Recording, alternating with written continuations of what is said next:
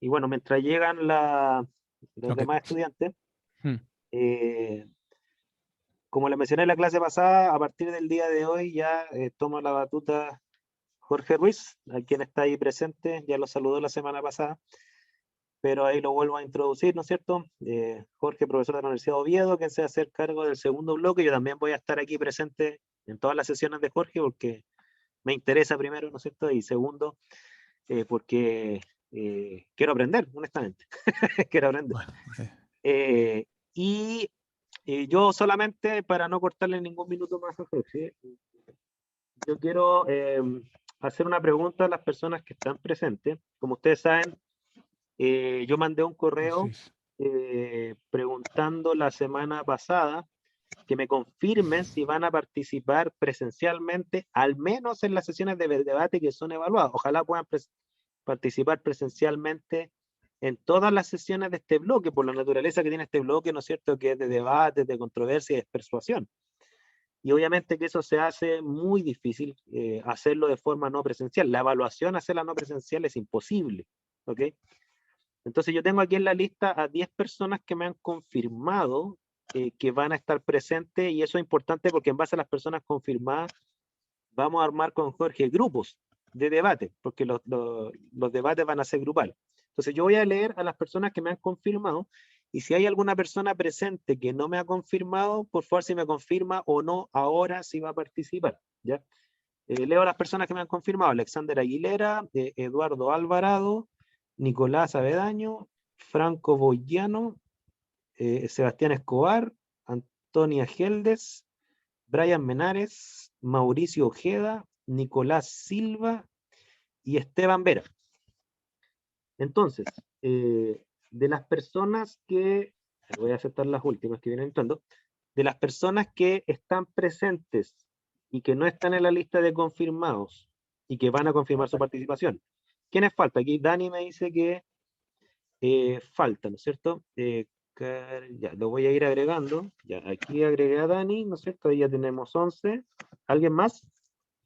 Nicolás Avedaño, sí, tú estás confirmado. ¿Alguien más? Ya, entonces, todos los demás que están presentes y que no han manifestado, yo entiendo que o están confirmados o en su defecto no están confirmados, pero no van a confirmar su participación en el segundo bloque.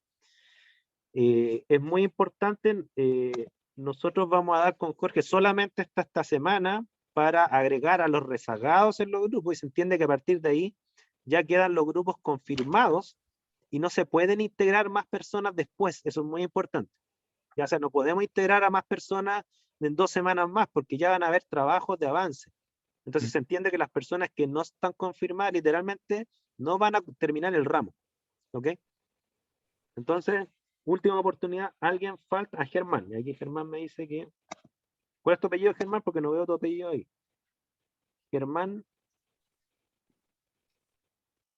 ¿cuál es tu apellido, Germán? Porque no veo ningún Germán en la lista. Ah, sí, Germán Soto. Sí, ya, ok, aquí te confirmé, Germán sí. Soto. Ok, ¿alguien más? Alexander Aguilera. Sí, tú estás agregado, Alexander. Sí, ya la había. Yo creo que sí, ya la habías leído. Sí, sí, sí. Bien, ahí tenemos 3, 6, 7, 8, 9, 10, 11, 12. 3, 6, 9, 10, 11, 12. Tenemos a 12 personas hasta ahora. Brian Menares, si tú estás confirmado. Entonces, hasta ahora tenemos 12. Vamos a esperar hasta el viernes si hay alguien rezagado y lo incluimos. Después del viernes ya no hay más opción, obviamente, porque ya no se puede llevar a cabo el curso con personas que se ingresen después. ¿Ok? ¿Estamos claros? Yo voy a mandar un correo nuevamente, ¿no es cierto? Ya, pero dando la última oportunidad. Ok, Jorge, no te quito más tiempo, así que puedes tomar la batuta. Sí, pues si me dejas compartir pantalla. Sí, sí, voy a... Ahora sí. Vale. Bueno, pues muchas gracias, Waldo. Y yo creo que vamos a... ¿Lo veis todos perfectamente? Sí, sí, sí, se ve bastante ¿Se bien. ve? ¿Se ve bien? Bueno, pues muchas gracias, Waldo, por la introducción. Y entonces vamos a empezar aquí el bloque 2. Bueno, el bloque 2, no sé si es el bloque 2 o el bloque 3, ahora no me acuerdo. Bloque 3, de debate y negociación, en el que, como ha dicho Waldo, pues es la parte peculiar de este bloque, es que la evaluación, o al menos el 90% de la evaluación, va a ser una actividad de debate. ¿Vale? Y por lo tanto, de ahí la necesidad de la presencialidad, porque, bueno, pues evidentemente para que exista un debate tiene que haber digamos, la confrontación entre los grupos, y eso es lo que vamos a buscar durante esta actividad. Entonces, hemos preparado ya unas normas que, en función del número final de gente que seáis, pues os mandaremos, y entonces el lunes que viene ya tendremos las listas y los grupos de debate, y entonces en la propia actividad del martes que viene os explicaré exactamente cómo funciona, ¿vale? Y ya es cuando empezaremos un poco la evaluación de esta actividad, porque la evaluación va a empezar con que vosotros mismos vais a tener que mandar una serie de posibles temas, de controversias sobre los que pueden girar los debates, ¿vale? Entonces, nosotros haremos una criba con los profesores, pero luego dejaremos una opción a que seáis vosotros, mediante una votación, los que elijáis en los temas en los que queréis participar. Lo que no vais a poder participar, vais a poder decidir qué temas van a ser los que entran en el debate, pero no qué grupos van a participar en esos temas, ni si te toca estar a favor o en contra del tema. Y es una cosa que ya me parece que Waldo ya ha discutido con alguien. Sé que es un poco incómodo muchas veces tener que defender algo con lo que no crees, pero desgraciadamente la vida ya os veréis que os va a sorprender, y muchas veces vais a tener que estar defendiendo ideas que no creéis, e incluso acompañado de gente que no os cae bien. Por eso también la distribución de la gente en los grupos va a ser aleatoria, ¿vale? Entonces vamos a dividir a la gente en grupos aleatorios, y vais a tener que preparar el debate con la persona que os toca, ¿no? Pero bueno, aquí tenéis un poco un esquema de lo que sería el bloque de debate y negociación, donde empezaremos en la clase de hoy, hablaremos un poquito de la introducción a la toma de decisiones y al pensamiento crítico, y métodos que existen para esta toma de decisiones, donde el debate es el más importante de todos, y por eso vamos a centrar, digamos, lo que es el bloque en esto. Luego, la clase siguiente, espera, voy a mirar a ver si puedo. Estaba mirando a ver. ¿Veis el ratón cuando se mueve? Sí, sí, sí. ¿Sí lo veis? Vale, Sí, sí, perfecto. sí. Bueno, pues entonces en la clase siguiente vamos a establecer los tipos de controversia y los tipos de razonamiento, ¿vale? Como os voy a explicar cómo se establece la controversia para un debate, desde entonces ya a partir de entonces vais a poder vosotros proponer los temas de debate, como os he dicho, ¿vale? Luego en la tercera clase vamos a hablar de oratoria y de discurso durante el debate, es decir, ya no solo de preparar el debate, preparar la argumentación, sino que ahora ya vamos a ver un poco cómo se expone esas ideas que habéis recabado y esos argumentos que habéis creado, ¿no? Y la última de las clases es ya un poquito más persuasiva, ya no entraría dentro de lo que es un debate desde un punto de vista de espíritu crítico, sino que ya iría más allá. Ya es cuando lo que queremos es convencer, y convencer independientemente de que la razón esté de nuestro lado o no. Eso también, en un mundo ideal, nunca vamos a tener que convencer a nadie de una cosa en la que no sea razonable, pero ya veréis que, bueno, pues que os ocurrirá que sí que tenéis que convencer a gente de cosas de las que no estáis de acuerdo. Por lo tanto, también tenéis que trabajar esa parte de ser capaz de convencer, y aunque no tengáis razón, ser capaz de persuadir a la gente, ¿no? Entonces, bueno, entrando un poquito en lo que es la toma de decisiones, pues pues comentaros que la toma de decisiones es un proceso reflexivo, y que realmente tenemos miles de tomas de decisiones a lo largo del día. Evidentemente muchas son irrelevantes, como qué es lo que voy a desayunar hoy, pero luego hay otras muchas tomas de decisiones que sí que realmente son importantes, ¿no? Y de hecho, cada día en tu población, en tu entorno, se toman decisiones que sí que son muy relevantes. Yo no sé, ahora me imagino que en Chile ocurrirá como en España, que cada poco, con la cuestión de la crisis sanitaria, se están tomando cada poco decisiones que están afectando realmente nuestra vida, ¿no? Aquí, entonces, sí que hay toma de decisiones a diario. Esta toma de decisiones, y eso es lo importante, tiene que ser reflexiva, tiene que ser razonada, tiene que ser efectiva y tiene que ser ética, o debería ser ética, por lo tanto, ¿no? Entonces, para poder tomar estas decisiones es crítico que sepamos qué información es la que tenemos que buscar. Ya no es solo importante, y aquí tenemos que tomar otra vez, es un poco, la situación es un poco paradójica, pero para tomar una decisión tienes que tener información y luego dentro de la propia información tienes que tomar de decisión qué información coges. Hay muchísima cantidad de información. Además, hoy en día, Internet, puedes encontrar información de todo tipo, y por lo tanto ahora ya no solo es una cuestión de encontrar información, sino de ser capaz de gestionar toda esa información que tenemos, ¿no? Entonces, digamos que eso es una de las cosas que es más importante. Y otra cosa que es muy importante para la hora de tomar decisiones desde un punto de vista crítico es que debemos tomar cierta distancia.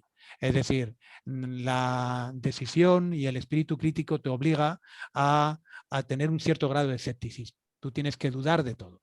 Y ya lo veremos a lo largo de la clase, y deberías dudar incluso de aquellas cosas en las que has creído toda la vida. Cuando tú realmente evalúas un argumento, lo tienes que descomponer en todos los factores que lo componen y tienes que ver la validez de todos esos argumentos. Y veréis que muchas veces lo que tenemos que hacer es dudar de cosas que se nos han enseñado desde pequeños y que pensamos que son casi como verdades absolutas y que bueno, que muchas veces pues no lo son, ¿no? Entonces, esta toma de decisiones que os estoy comentando, pues evidentemente va a mejorar mucho más si nosotros somos capaces de pensar de esta forma crítica, ¿no? Y un pensamiento crítico es aquel que, como veis aquí abajo, que nos permite juzgar, analizar y evaluar si hay razones suficientes, relevantes y aceptables para hacer o creer algo, o para hacerlo, o para no hacerlo, o para dejar de hacerlo, ¿no? Es decir, un pensador crítico es el que usa la mejor información para tomar la mejor de las decisiones, ¿vale? Eso es muy importante. Es tan importante la preparación de la información que tú tienes que tener en cuenta, como luego ser capaz de gestionar esa información y tomar una decisión correcta, ¿vale? Entonces, como os había dicho antes, el pensador crítico, el pensamiento crítico, tenemos que ser capaces de descomponer los argumentos complejos en argumentos sencillos. Y esos argumentos sencillos son los que tenemos que evaluar individualmente, ¿vale? Y lo primero que tenemos que tener muy en cuenta es que pensamiento y conocimiento no es lo mismo. Y eso es una cosa que es muy habitual confundirlo. Una persona puede saber mucho de un tema, ¿vale? Pero puede estar equivocado. ¿Por qué? Porque tú puedes haber leído mucho, pero tus ideas pueden no ser correctas. Y puedes no saber vincular los diferentes hechos para sacar conclusiones correctas. Entonces eso tenemos que tener mucho cuidado, porque hay mucha gente que es muy culta y muy preparada, pero luego muchas veces no tiene razón, porque no está utilizando los argumentos, como se había dicho, no los ha descompuesto bien y no está utilizando los argumentos correctamente, ¿vale? Por lo tanto, tener en cuenta que el pensamiento exige manipular los argumentos. El conocimiento es únicamente que tú tengas esos argumentos ahí, ¿vale? El pensamiento crítico es capaz de analizarlos y es capaz de ponerlos en orden y tomar decisiones en función de ellos, ¿vale? Y a la vez que pensamiento y conocimiento no son lo mismo, también tenemos que distinguir hechos de opiniones.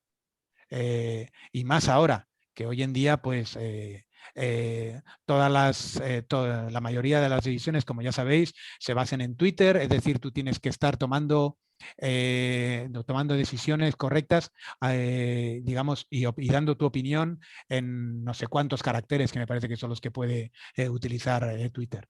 Y nosotros tenemos que tener muy, muy, muy claro que la opinión de una persona no tiene por qué ser un hecho, ¿vale? Y muchas veces tenemos digamos, cometemos el error de que porque alguna persona ha dicho, porque una persona que además tiene una determinada situación o tiene una determinada fama, ha dicho una determinada cosa, esa cosa es correcta. Y eso no es correcto. Tenemos que ser capaces, y un pensador crítico tiene que distinguir lo que son hechos y opiniones, ¿vale? Luego, por otro lado, tenemos que ser capaces de distinguir conocimientos de creencias. Esto está un poco relacionado con lo que os había dicho antes. Hay muchas cosas que nosotros damos por hechas. Cuando creencias, yo aquí no me estoy refiriendo a nada religioso. Me refiero a creencias a hechos consumados, ¿no? A cosas que tú tienes tan claras porque te las llevan diciendo de pequeñas, o estás tan establecidas en tu país porque son costumbres en tu país que no das por hecho que no puedan ser correctas. Pero a veces, pero no tiene por qué, ¿vale? Porque eso no es conocimiento, es tradición. Y la tradición no siempre tiene por qué ser correcta, ¿vale? De hecho, muchas veces hay países que tienen tradiciones opuestas, ¿no? ¿Qué quiere decir? ¿Que el mismo hecho es correcto e incorrecto en función del país? No, el hecho es correcto o incorrecto per se. No es correcto o incorrecto porque sea tradición o no sea tradición en ese país. ¿Entendéis? Luego tenemos que ser capaces de diferenciar el pensamiento deductivo del inductivo. Yo me imagino, Waldo, ¿hablaste de esto? ¿La diferencia entre pensamiento inductivo y deductivo?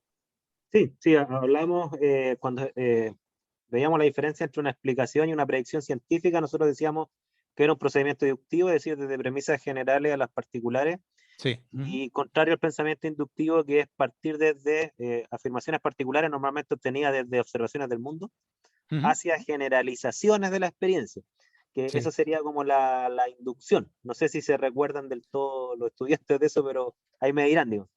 Es exactamente lo que acaba de decir Waldo, y lo que pasa es que, tal como lo ha explicado además, hay una consecuencia directa, no sé si os habéis dado cuenta. Un pensamiento o un razonamiento deductivo es correcto. Si está bien hecho, es correcto siempre, ¿vale? Y es rotundo. Es decir, cuando tú pasas de lo general a lo particular, pues por ejemplo, los planetas giran alrededor del Sol, el Sol, la Tierra gira alrededor del Sol, por lo tanto la Tierra es un planeta. Entonces, cuando tú vas de lo general a lo particular, si está bien trazada la línea, es rotundo. En cambio, un razonamiento inductivo, depende. Tiene fuerza, mucha fuerza, poca fuerza, ¿por qué? Porque depende de las analogías que tú estableces, porque tú estás, digamos, un poco intentando pensar que lo que ha ocurrido en unas determinadas circunstancias puede ocurrir en las circunstancias en las que tú dices, ¿no? Entonces, evidentemente, ese paralelismo que tú estás haciendo entre hechos que han ocurrido y los hechos que tú dices que han podido ocurrir, el argumento va a ser bueno en función de cuántas veces se ha podido observar, de la analogía, si es correcta o no es correcta, las circunstancias en las que se establece. Por lo tanto, un razonamiento inductivo tiene un valor. Un razonamiento deductivo es rotundo, ¿vale? Por lo tanto, siempre que podamos ir a razonamientos deductivos, evidentemente, será nuestra argumentación en el debate será mucho más poderosa.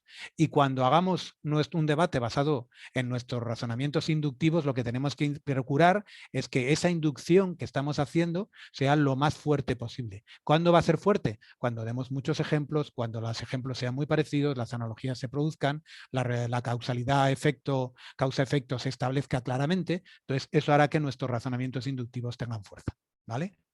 Evidentemente, pues el pensamiento crítico, como veis, también, como os había dicho antes, tenemos que ser capaces de reunir e investigar información, tenemos que ser capaces de extraer conclusiones razonadas y validadas, y por eso os estoy diciendo que muchas veces conocimiento y pensamiento crítico no es lo mismo, porque tú puedes tener mucho conocimiento y no ser capaz de establecer una conclusión razonada correcta.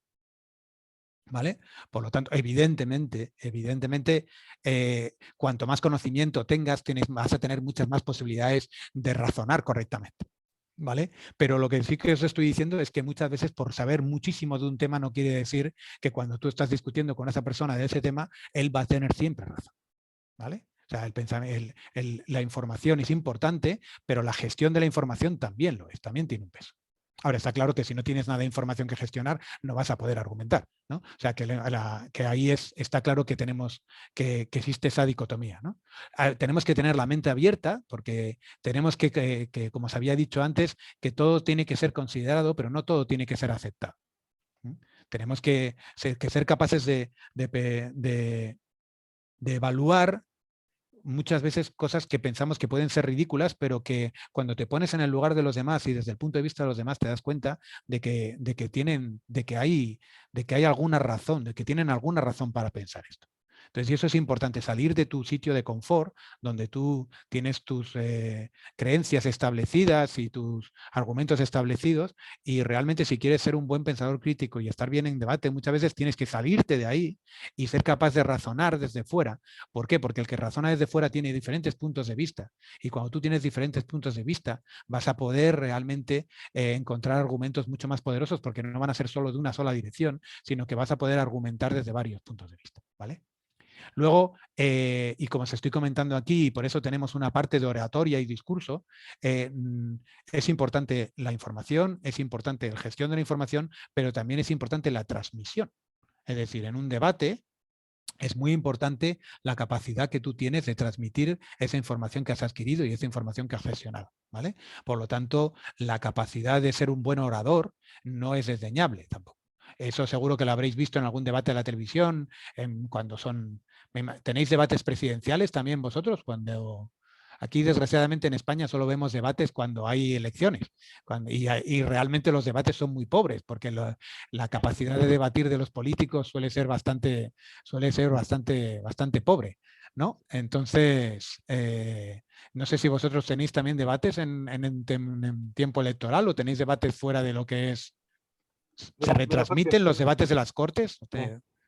mira, aquí en Chile por casualidad, o sea, por coincidencia, perdón, hay una elección ahora en pocos días más, que es una multielección, ¿no es cierto? Que se vota por concejales para las distintas comunas, se vota por... Nosotros estamos pasando por un proceso de reforma constitucional, entonces se va a votar por los constituyentes que van a participar en la discusión de una nueva constitución.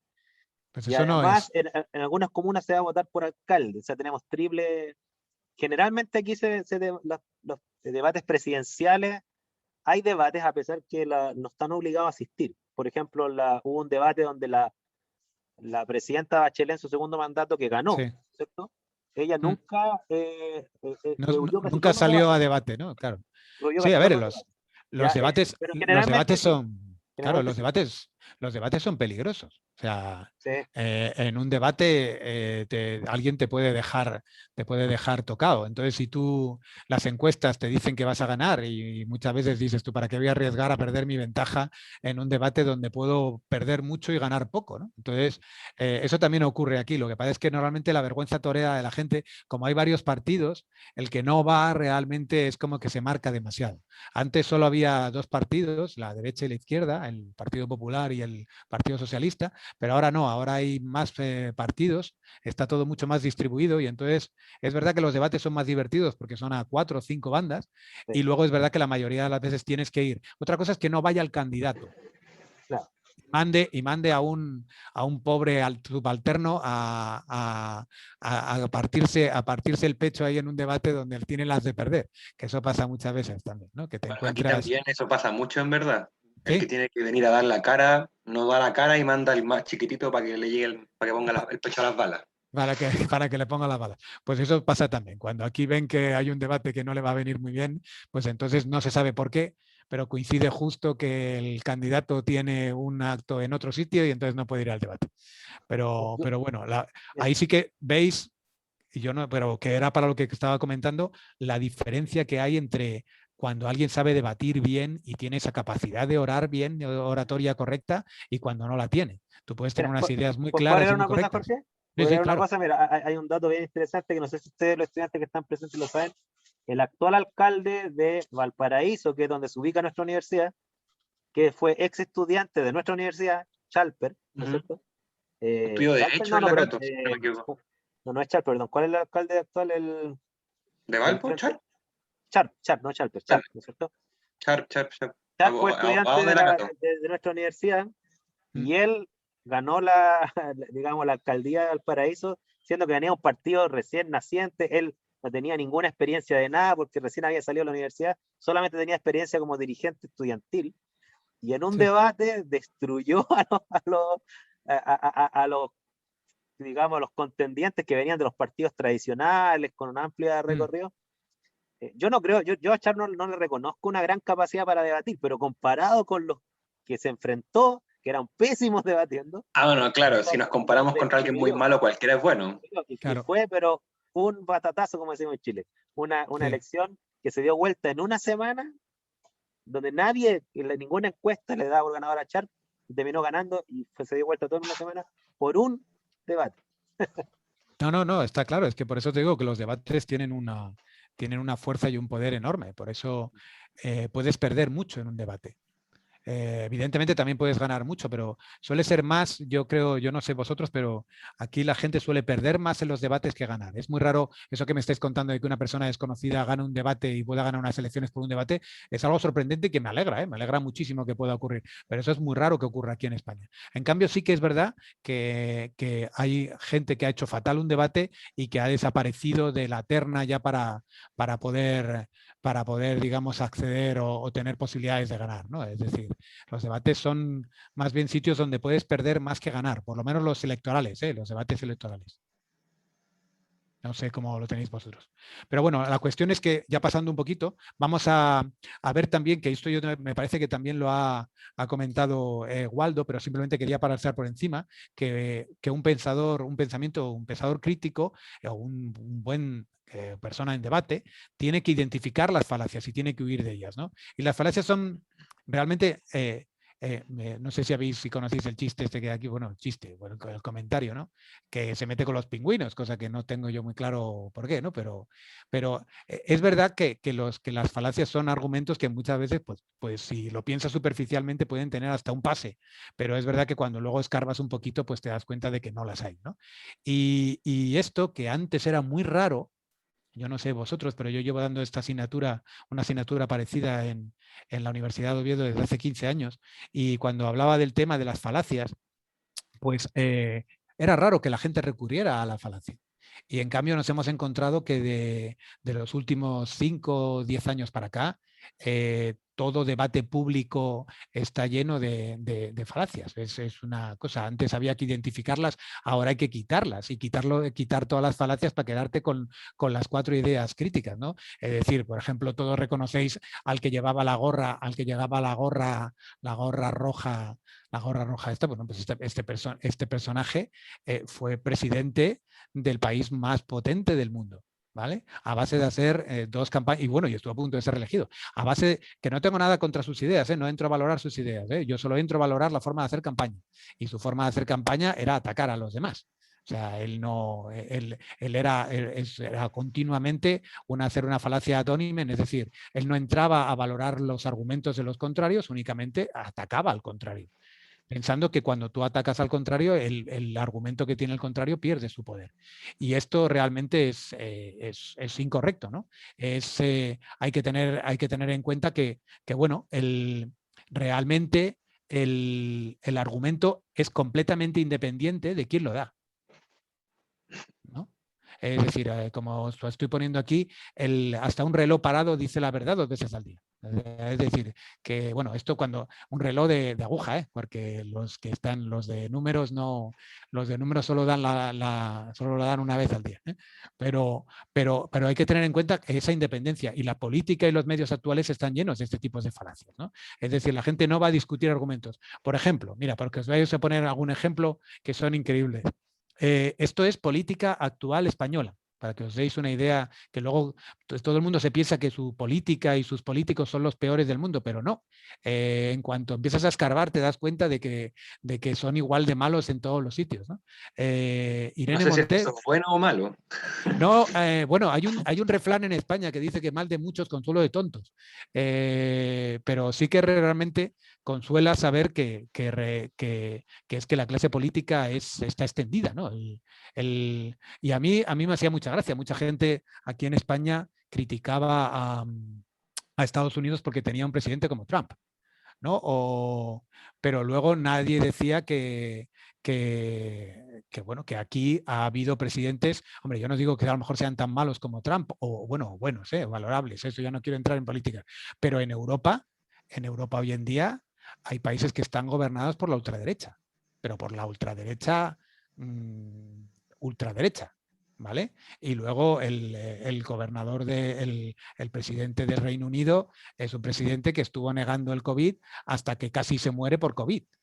Luego es verdad que lo defendió y estableció una política de vacunas. Hoy en día es uno de los países que más se ha vacunado, ¿no? Pero realmente estamos hablando de una calidad intelectual desde el punto de vista política muy baja. Y aquí, por ejemplo, veis Irene Montero, que es esto es un tuit sobre unos ataques que tenía Irene Montero. Irene Montero es una ministra, que ahora socialista, que se le acusó de tener a gente trabajando en su casa sin estar dada de alta en la seguridad social, es decir, sin que pagara impuestos. Un ministro, ¿vale? Entonces, ¿qué ocurre? Que se empezó a criticar eso. Y lo que la gente defendía no era que fuera verdad o que no fuera verdad que tuviera gente contratada en su casa sin contrato, o sea, trabajando en su casa sin contrato, sino que directamente empezaban a defenderse con tweets como el que veis aquí, ¿no? Los ataques a esta mujer, a esta ministra que tenía supuestamente a gente contratada, a gente trabajando en casa sin contrato, son coletazos del país, de las mujeres en huelga, es decir, estamos hablando de antes de la Guerra Civil Española, que dejó en la cárcel la amnistía del 77 después de la muerte de Franco a las mujeres, que quiso tumbar al gobierno por el matrimonio homosexual, que fusiló a Lorca, por rojo y maricón. O sea que en vez de entrar a valorar si esta persona tiene o no tiene contratado de verdad y está incumpliendo la ley, yo lo que hago es decir, como critican a una mujer, pues yo lo que digo es que el que critica a esta mujer es todo esto que veis aquí, que un poco más, y mató a Kennedy, o sea, también y todo esto, ¿no? O sea, realmente pero es muy fácil y esto es muy convincente.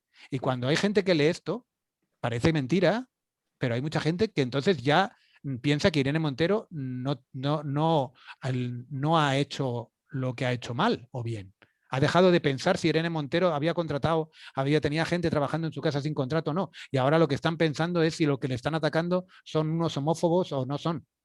¿Me entendéis? Hemos desviado el tema y ya no hablamos del tema si lo que estamos hablando es si estamos en un país de antes de la guerra civil o después de la guerra civil. Y lo malo es que esto cada vez hay más en España.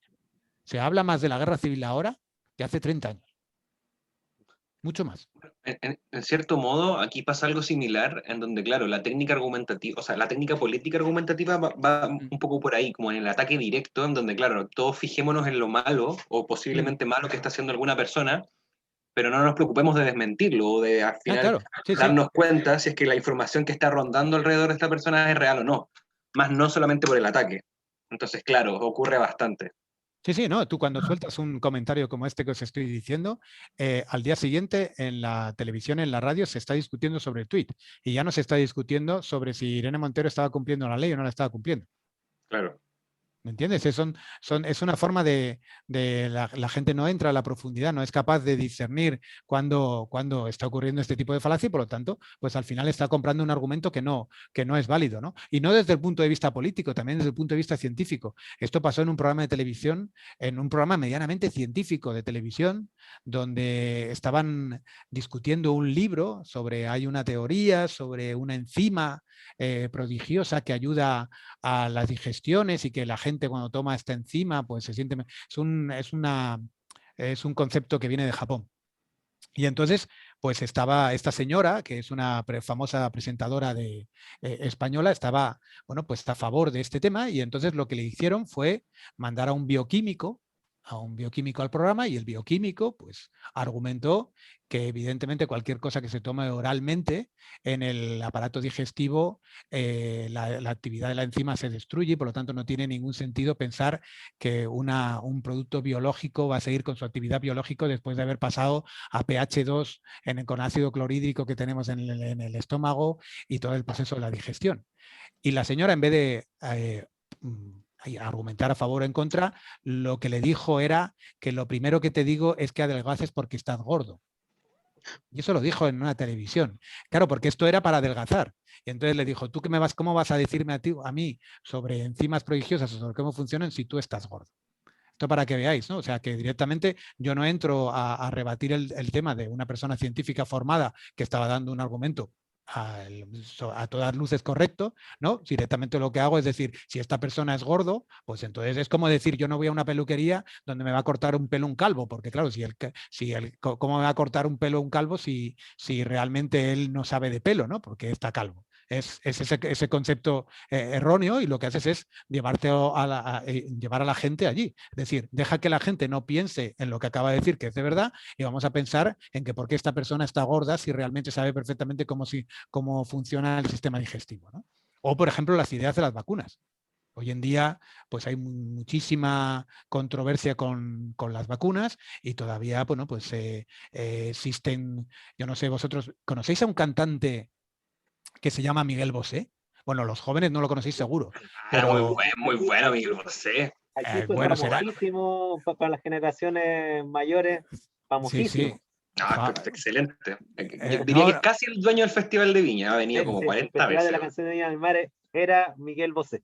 pues Sí, no, la cagó. Hicieron hasta un collage. Horrible, no, pero pues que sepáis que este hombre está completamente, Sí. se le ha ido la cabeza en los últimos 2-3 años, y es el paladín de la guerra contra las vacunas del COVID aquí en España. Está completamente, y está todo el día con el argumento de que son conspiraciones judío-masónicas para que las farmacéuticas y los gobiernos pues nos controlen y todo esto. Entonces, al final son ataques a los gobiernos y a la farmacéutica, y no ataques a la vacuna. Es decir, lo que va a decir si la vacuna funciona o no son estudios estadísticos en los que, después de haber vacunado a millones de personas, tenemos de sobra los datos para poder establecer conclusiones. No lo que me diga ni Miguel Bosé, ni la farmacéutica en concreto, ni nada, sino el sistema de sanidad público, que en teoría no debería jugar ningún papel, ¿no? Y es el que te puede dar los datos, y si te dan los datos un pensador crítico, es el que puede establecerle, digamos, las conclusiones, ¿no?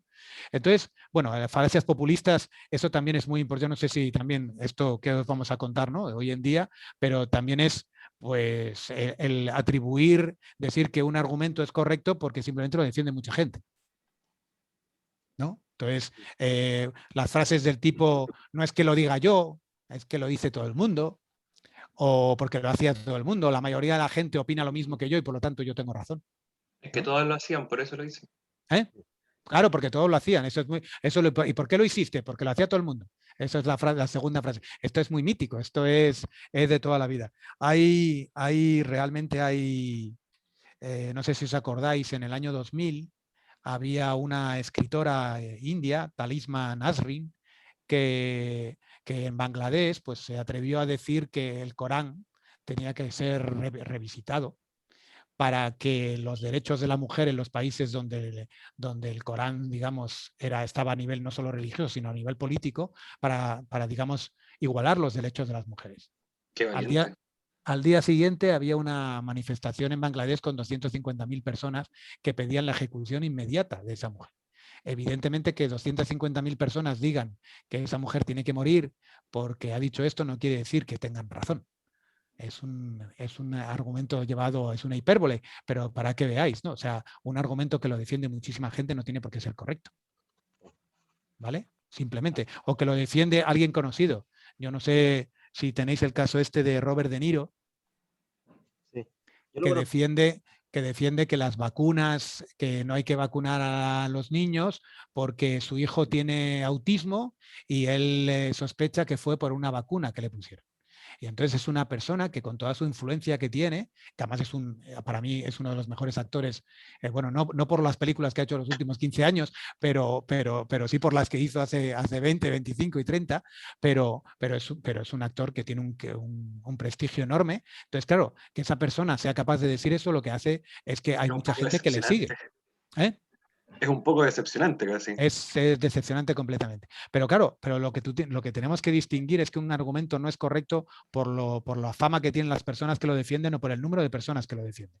Eso es lo que tenemos que tener muy claro. Y hoy en día, aquí os quiero poner la influencia de Internet. Hoy en día, no sé por qué, pero si lo leemos en cualquier sitio, solemos tomar las cosas con distancia, con precaución, pero en cambio si hay mucha gente, por ejemplo, mi hija me lo dice muchas veces, digo, no, papá, esto es así porque lo leí en Internet.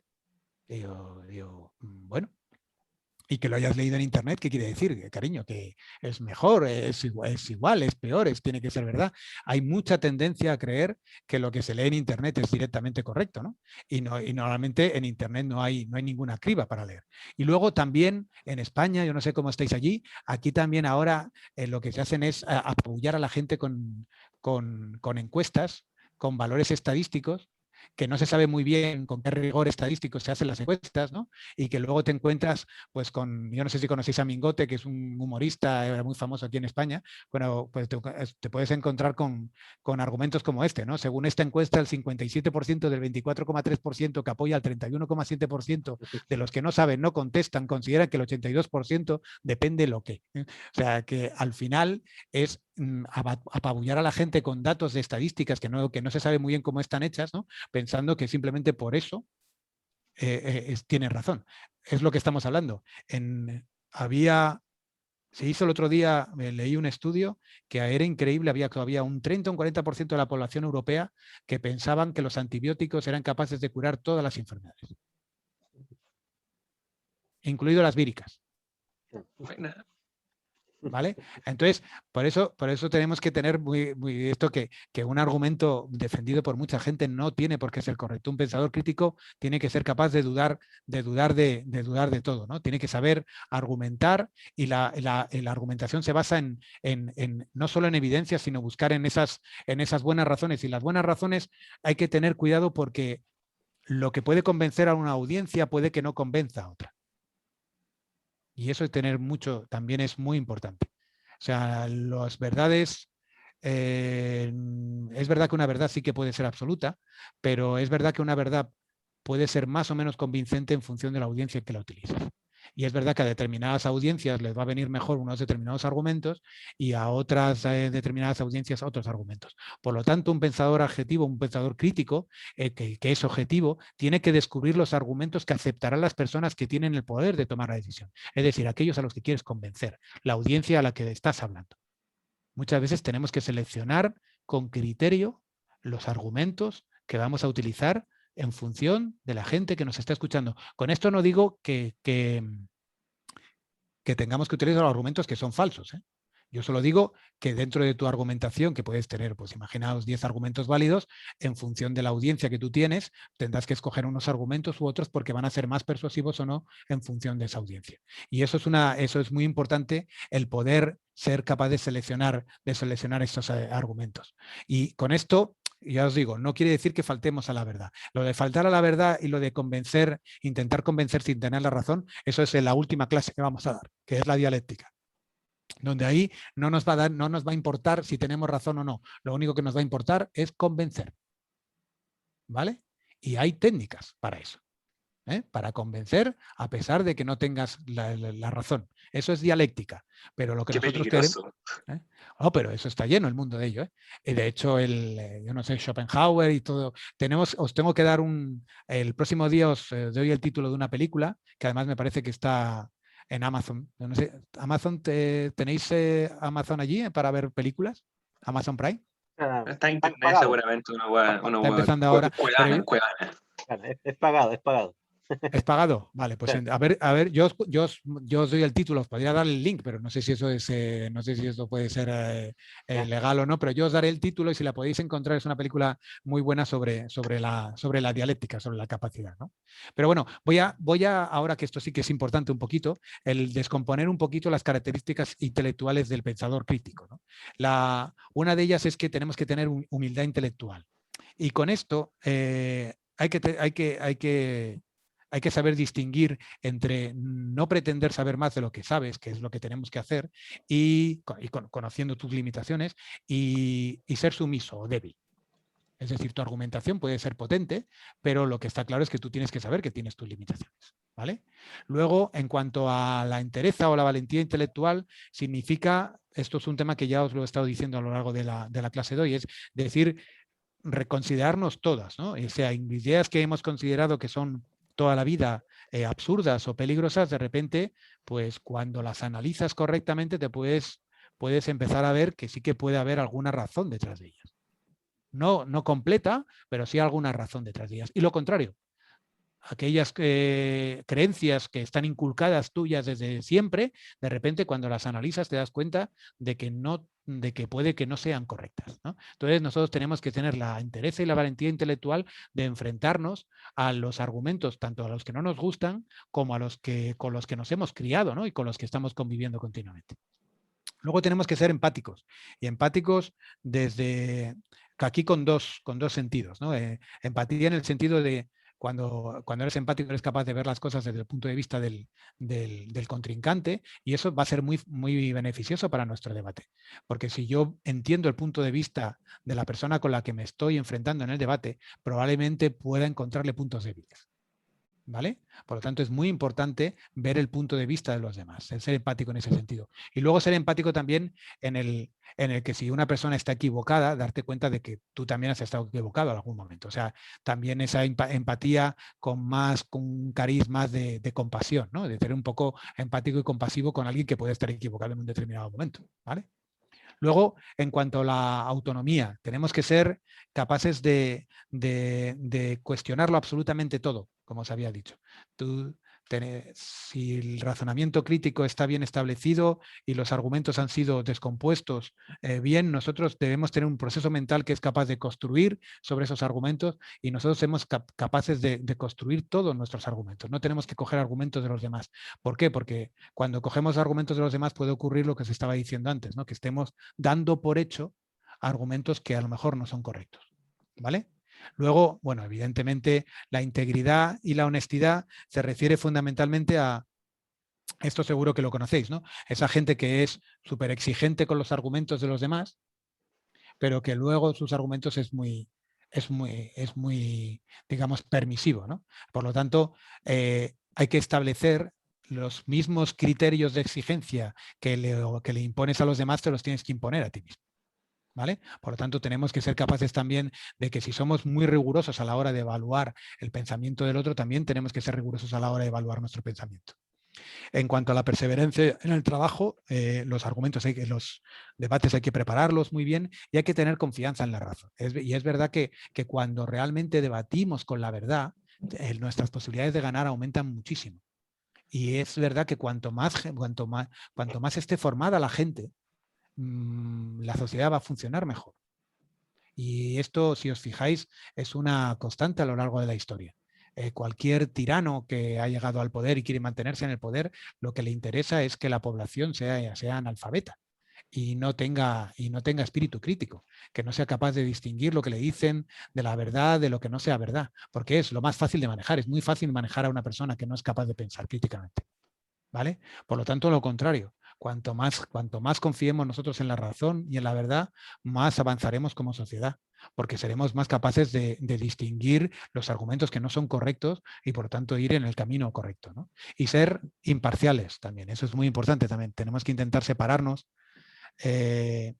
tomar distancia, como os había dicho antes, y no tener ningún tipo de sentimiento en nuestra argumentación. Y por lo tanto alejarnos de nuestros amigos, de nuestra familia, de esos argumentos que consideramos nuestros para la hora de argumentar, ¿no?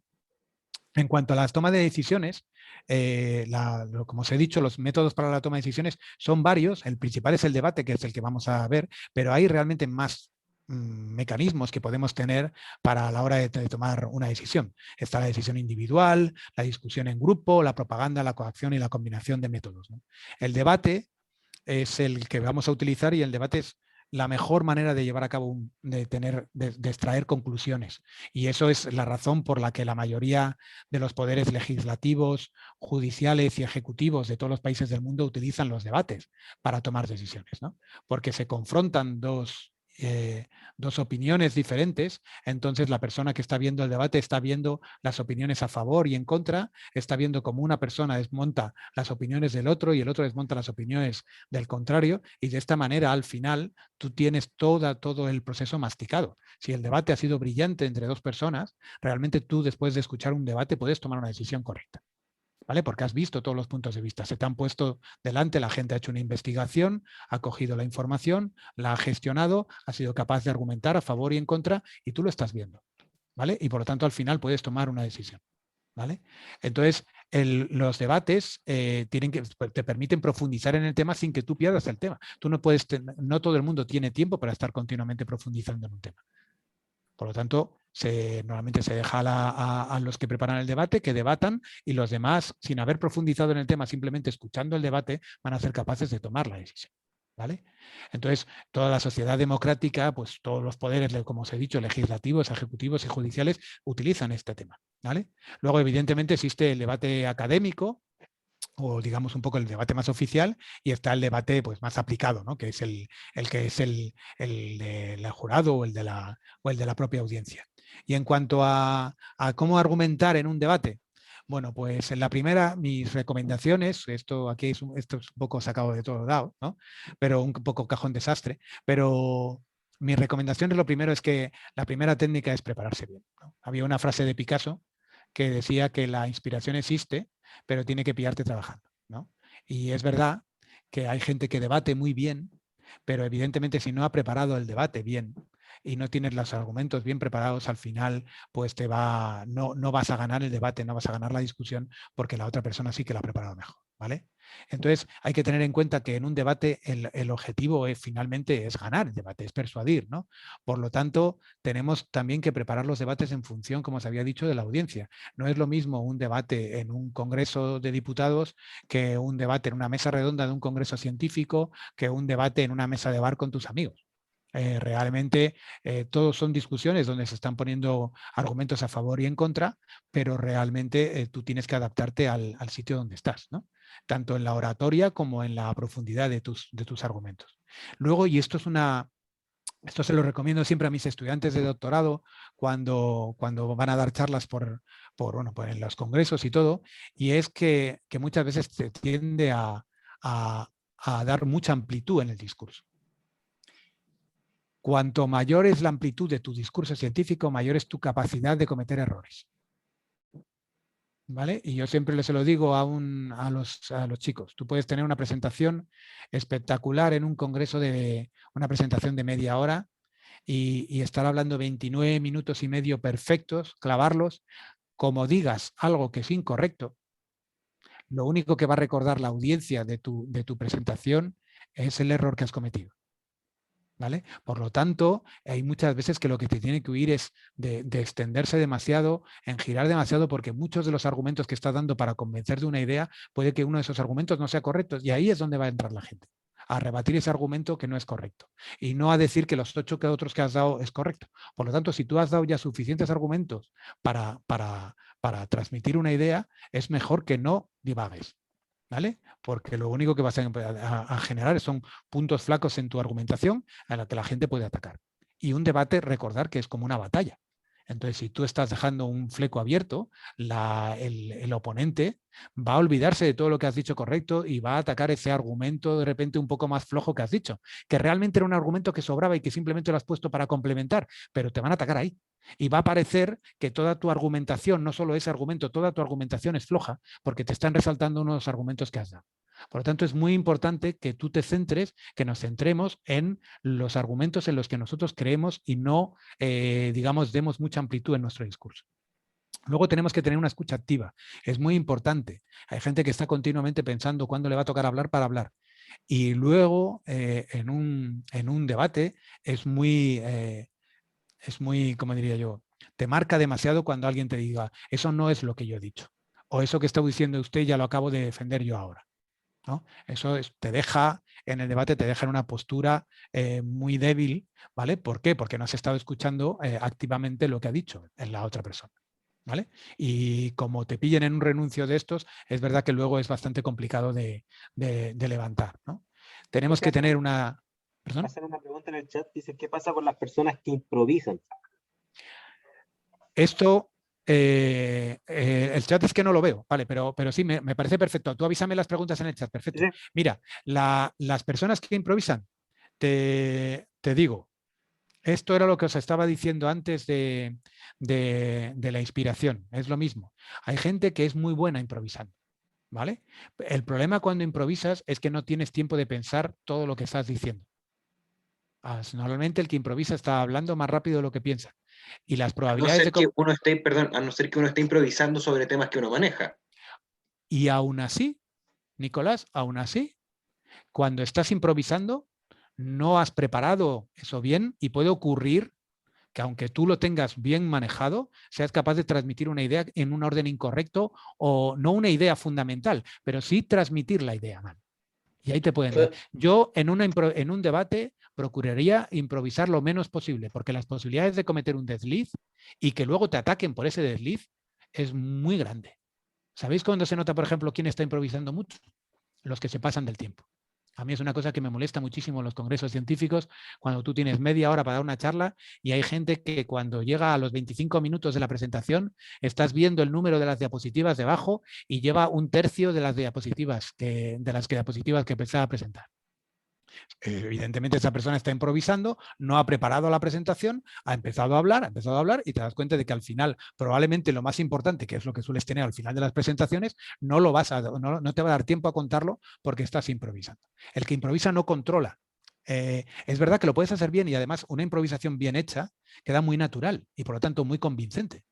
Pero es verdad que el que improvisa ni controla el tiempo, es muy difícil controlar el tiempo, ni controlas del todo lo que estás diciendo. Y por lo tanto, lo que habíamos dicho antes del desliz es mucho más fácil cometerlo cuando estás improvisando.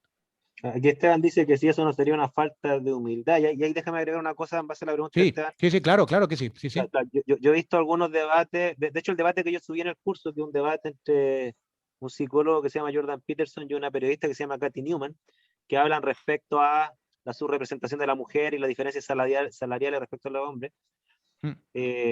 Yo, por mi opinión, yo creo que eso sería una falta de humildad. Mi respuesta a la pregunta de Esteban sería que sí, porque en ese debate de Jordan Peterson, a él cuando le hacían preguntas que no estaba preparado, él hacía dos cosas. Una, guardaba silencio y se ponía a pensar. O sea, claramente estaba reflexionando antes de hablar. Como decía Jorge, no hay que hablar más rápido de lo que uno piensa, y ahí Jordan Peterson guardaba una pausa y después hablaba a veces, o a veces decía, no, esa parte no la sé, y listo. Esa es mi opinión, no sé qué piensas tú, Jorge. Sí, es exactamente eso. La valentía tiene muchísimo poder. Yo no sé si lo habéis visto en los congresos científicos, esta gente a la que cuando acabas la presentación de repente te hacen una pregunta, ¿no? Y la gente, y el establecer esos 5 segundos para responder, además de generar un poco de, ¿cómo diría yo?, de inquietud en la audiencia y por lo tanto estás llamando la atención de la audiencia, te está dando tiempo para pensar. Hay trucos que tú puedes hacer durante una presentación, ¿vale? Como beber un poco de agua, si quieres tener 5 segundos para pensar. De repente coges, ¿no? Yo ahora podría decir, espera un momento, alguien me hace una pregunta, no sé qué, entonces en el momento este en que estoy bebiendo agua, ¿vale? Yo me estoy dando 5 segundos a mí para pensar. Y eso no es malo, nadie va a decirte que tu argumento es más o menos incorrecto por haber tardado 5 segundos en decirlo. En cambio, como empieces a hablar sin haber pensado y de repente digas algo que es incorrecto, ya no hay marcha atrás. Te van a atacar por ahí. Entonces, yo lo que digo es que ante las estrategias, que hay estrategias de todo tipo, yo me quedaría con la estrategia, sin haber visto el debate que me está comentando Waldo, me quedaría con la estrategia de la persona que pensaba. Prefiero estar 5 segundos pensando antes de hablar y estar seguros de que lo que voy a decir es pertinente que, digamos, improvisar y a lo mejor arriesgarme a decir algo que es incorrecto, ¿no? Déjame agregar alguna cosa. En esta misma entrevista la periodista hace lo mismo y se le criticó por eso después en las redes sociales. Jordan Peterson le pone en una encrucijada, están discutiendo de la tensión que hay entre la libertad de expresión y el derecho a que no te ofendan. Entonces el psicólogo le dice, mira, la libertad de expresión está por sobre tu derecho a que no se te ofenda, porque cuando tú estás en un debate, cualquier tema importante donde hay diferencias de opinión podría generar una ofensa. Bueno, se desarrolló el debate y Jordan Peterson le dice, para convencerla, le dice, mira lo que tú estás haciendo ahora conmigo, le dice, tú como periodista me estás haciendo preguntas muy incómodas, a rato ofensivas para mí, sin embargo, esa es la única manera que tú tienes para saber qué yo pienso, que es la libertad de expresión, ¿no es cierto? Sí. Y eso te da poder a ti. Y la periodista que está en contra de una libertad de expresión absoluta se vio en una encrucijada, porque en el fondo o le encontraba la razón y defendía su labor de periodista, o no le encontraba la razón para defender su autor inicial y por lo tanto se negaría ella misma profesionalmente. ¿Y qué es lo que hace la periodista? Se queda callada, se pone a pensar. Jordan Peterson le dice, parece que I got you, te tengo, ¿no es cierto? Sí, y ella le responde, sí, me tomaste. Ya you got me, dice, you got me. Sí. La periodista mostró humildad intelectual, no habló porque se puso a pensar por el argumento que le dio. Sí, sí. Y eso que yo lo encontré positivo, en las redes sociales la destruyeron a la periodista, diciendo Jordan Peterson destruyó a la periodista. Yo lo encontré súper positivo en lo que hizo la periodista, Ah, no, pero no, bueno. claro. No, de hecho me tienes que pasar ese debate. No, es correcto desde los dos puntos de vista, ¿no? Ojalá hubiera debates de ese tipo donde el entrevistado y el entrevistador son capaces de hacerse pensar el uno al otro continuamente, ¿no? Y estar parándose para que el otro tenga que pensar, ¿no? Aquí, por ejemplo, en España, y esto no pasaría en determinados sitios y en determinados debates, por ejemplo, los políticos, ¿por qué? Porque los políticos, yo no sé los chilenos, pero aquí la gente repite continuamente las mismas frases. Entonces da igual la pregunta que le hagas, yo lo que hago es, sí, me parece muy bien, pero nosotros lo que queremos es, y entonces respondo una cosa. Agradezco tu pregunta. Y me voy a otra cosa y te respondo otra cosa completamente diferente. Y no tienen ningún problema, es decir, ni se equivocan ni se dejan de equivocar, simplemente no han respondido a la pregunta, ¿no? Y entonces de eso hay muchísimo. Gente que en vez de reconocer que, oye, me has pillado, o esto es un buen punto y que debería analizarlo con calma para poderte responder, no, yo te cojo, te digo que sí, pero nosotros no. Y entonces te vas a otro lado y tiras. Ese es el problema que hay de un buen debate sería como el que estáis comentando, ¿no? Ese en el que la gente es capaz de pillarse, ¿no? Y que uno es capaz de pensar antes de hablar. Todo esto. No, eso estaría. Yo os digo, no sé si habéis visto ese debate, entonces yo incluso, a mí me ha pasado en clases alguna vez. A mí algún alumno me ha preguntado algo y yo alguna vez le he dicho a algún alumno que en este momento pues tendría que mirarlo bien para darte una respuesta completamente correcta. Y no pienso que sea un peor profesor por haberlo dicho. ¿Me entiendes? Y lo que hago es llego al despacho, lo miro bien en algún esto para estar seguros de lo que voy a responder y al día siguiente se lo cojo y respondemos. Hay mucha gente que lo que hace es agredir al estudiante que te hace una pregunta incómoda, ¿no? Y respondiéndole otra cosa que no tiene nada que ver y echándole medio la bronca. No hay ningún problema. A estas alturas de los estudios, cualquier persona tiene capacidad para hacerte una pregunta que te pueda hacer pensar. Y tú tienes todo el derecho del mundo de poder pensar. Y no tengo ningún problema en decir, pues me parece correcto, déjame que lo piense bien para darte mañana una respuesta bien razonada que además te pueda servir a ti y a tus compañeros. O sea, eso realmente no supone nada, pero es verdad que es muy raro que lo veas en un profesor. Cuando debería ser una cosa que es relativamente normal, ¿no? Pero bueno, en cuanto aquí es otra cosa que me gustaría comentar con vosotros y es la amenidad. Hay que tener muchísimo cuidado en los debates y en las discusiones, digamos, más o menos profesionales de nivel, en el que es muy importante ser ameno, pero el riesgo que tienes al hacer una broma y que esa broma sea de mal gusto o que esa broma sea medianamente agresiva es muy alto. Entonces, yo hay mucha gente a la que veo que bromea sobre temas en determinados debates que no debería bromear porque probablemente no ganas nada o ganas muy poquito y puedes perder muchísimo porque ofendes a determinada gente, ¿no? Entonces, yo aquí sí que, por ejemplo, prefiero quedarme muy corto en mis bromas, ¿vale? Aunque se te ocurra alguna y dices tú, ya, pero digo, con que haya un 10% de la audiencia que se sienta ofendida por esa broma, ya no merece la pena hacerla. ¿Vale? Pues entonces es muy complicado cuando tienes audiencias muy amplias estar completamente seguro de que una broma no va a poder ofender a alguien.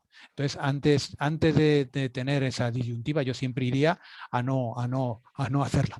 ¿Vale? Y luego, como os estoy diciendo antes, bueno, es muy importante no divagar, no fijar la cuestión y luego la veracidad. Claro, cuando tus argumentos son veraces y son demostrables, pues evidentemente todo es mucho más fácil todo. Y esto me lleva a la posverdad, ¿no? Con esto ya vamos a acabar hoy.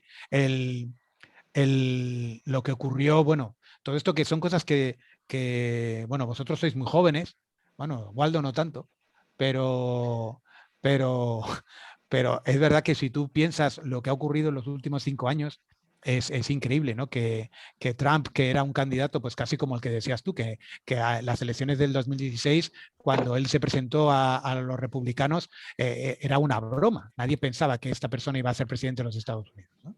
Entonces, tú te encuentras que que el populismo fue capaz digamos, al final, de hacer convertir a una persona en la más poderosa del mundo, ¿no? Y simplemente con un manejo absolutamente pasmoso de la opinión pública y con una auténtica desprecio de la verdad. Simplemente la verdad no importaba, yo simplemente suelto mis cosas, suelto mis ofensas, suelto mis comentarios y si son o no son verdad, pues allá ellos, pero yo lo que hago es seguro es embarrar la campaña electoral del contrario, ¿no?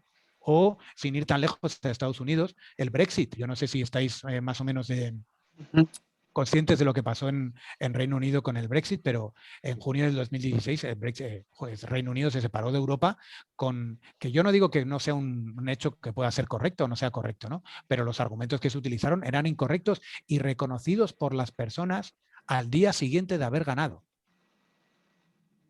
Es decir, había mucha gente que reconoció al día siguiente de haber ganado, que no se lo esperaba a nadie, que muchos de los argumentos que estaban utilizados eran incorrectos. Estaban diciendo que Reino Unido iba a poder utilizar miles de millones de euros que daban a la Comunidad Europea en mejorar su sanidad pública, ¿vale? Cuando evidentemente eso es ridículo, porque claro, Reino Unido da miles de millones a la Comunidad Europea, pero recibe otros miles de millones. Y también tiene un mercado a su disposición que le aporta miles de millones. Entonces es como reducir el debate al absurdo. Entonces, ¿qué ocurre? Que de hecho Reino Unido se fue de la Comunidad Europea en 2016 y su economía es peor ahora de lo que era en junio del 2016. ¿Vale? Pero es que la gente lo reconoció al día siguiente. Lo increíble es que la gente lo reconoció al día siguiente de haber pasado. Ese es el arte de ser un buen mercenario. Sí, pero lo que te digo es cómo te mantienes. La cuestión es lo increíble es que hace 15 años una persona que prometía una cosa en una campaña electoral y al día siguiente no la cumplía, esa persona tenía que dimitir. Esa persona tenía que irse a un sitio muy lejano porque le iban a, como decimos aquí en España, a correr a gorrazos, le iban a dar por todos lados. Ahora no. No hay responsabilidad. Tú mientes y no hay consecuencias por mentir.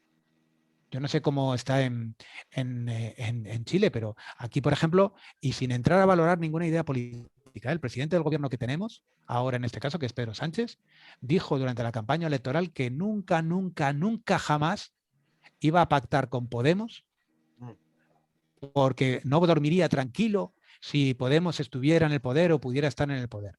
Al día siguiente de ganar las elecciones, no esperó ni un mes de negociación, no, al día siguiente de ganar las elecciones había establecido un pacto de gobierno con Podemos. Entonces, son cosas que dices, no puedes basar tu campaña electoral en una cosa y luego hacer la contraria, o como por ejemplo lo del Brexit. Y el problema es que nadie le pidió cuentas, más allá de que, bueno, pues le cayó un pequeño, en los periódicos lo dijeron un par de días, pero luego se olvidó. El problema es que ahora no hay consecuencias a largo plazo.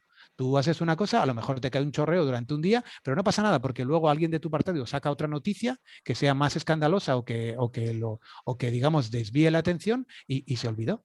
Es la tormenta perfecta y luego la gente no tiene ningún problema en difundir una cosa que es incorrecta.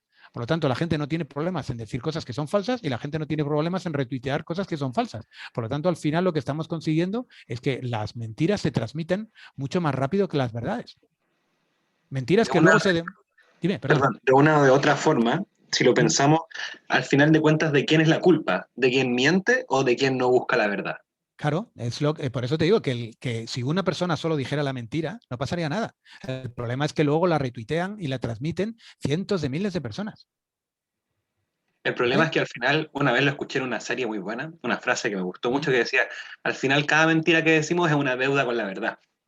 El problema es que hoy por hoy nadie pasa la cuenta. Ahí estamos. Es que yo creo que esa frase que tú me estás comentando es la que yo te decía que hace 10, 15 años podía decirte, pues te la compro. Ahora no lo tengo tan claro. Yo ahora no lo tengo tan claro. A lo mejor la historia luego te juzga con severidad, pero lo que es en la actualidad el juicio dura 2 días, porque las noticias duran 2 días y la memoria dura 2 días. Entonces, una persona que que es capaz de decir una cosa, ganar unas elecciones con una cosa y nadie le va a rendir cuentas al día siguiente. Es una cosa realmente un poco, diría yo, casi triste, ¿no? Y la ciencia y tecnología es lo que nos tenemos que ir de todo esto, ¿no? Tenemos que intentar que nuestros argumentos sean siempre lo más veraces posibles. Y con esto acabo. Lo que pasa es que, yo no sé vosotros, pero ahora cada vez más los políticos en España recurren a la ciencia. Pero no recurren a la ciencia bien, sino que recurren a que tienen un consejo de científicos que el consejo científico que tienen les ha dicho que tienen que hacer. Nadie dice quién es ese consejo científico, nunca.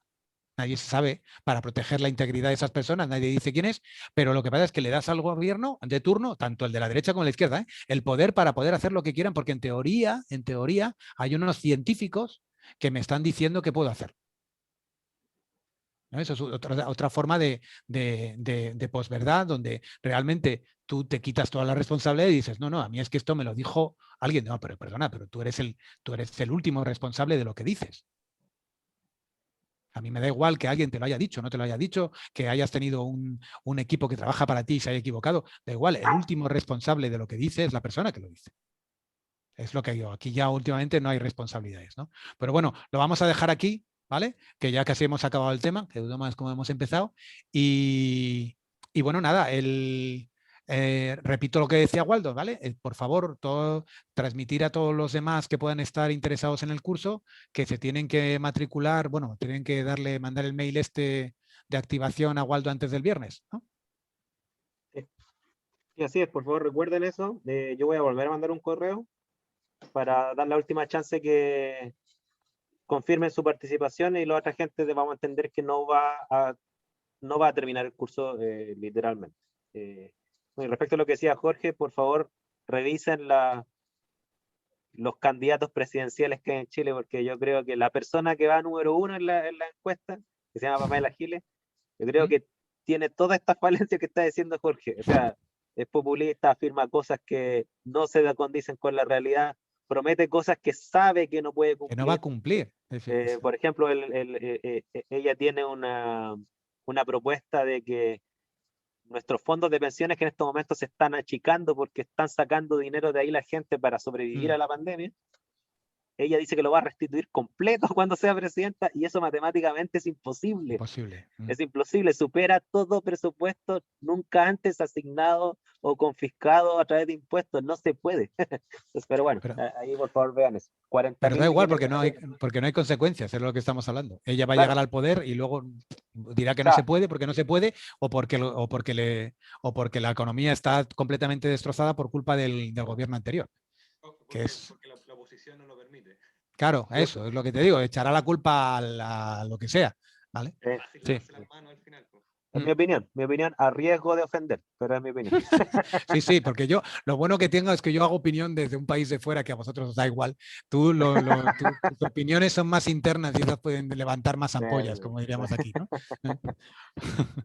Pues bueno, pues entonces, en función del número que me diga de gente que hay en el curso, Waldo, yo entonces voy a generar lo que es la reglamentación para toda la actividad de debate, ¿vale? Y os la vamos a mandar el lunes, ¿vale? Y la vamos a poder discutir entonces el martes que viene. Pues muchísimas gracias por estar allí y por haber atendido. Ha sido un auténtico placer. Gracias, Jorge. Voy a subir la grabación. Nos vemos el próximo martes y respecto al tema de mi trabajo me están preguntando, tienen hasta toda esta semana, hasta el domingo si quieren para mandarlo. ¿Ya? Por favor. Muy bien. Nos vemos y ahí estamos atentos al correo. Saludos, que estén bien. Profes, gracias. Hasta luego. Adiós.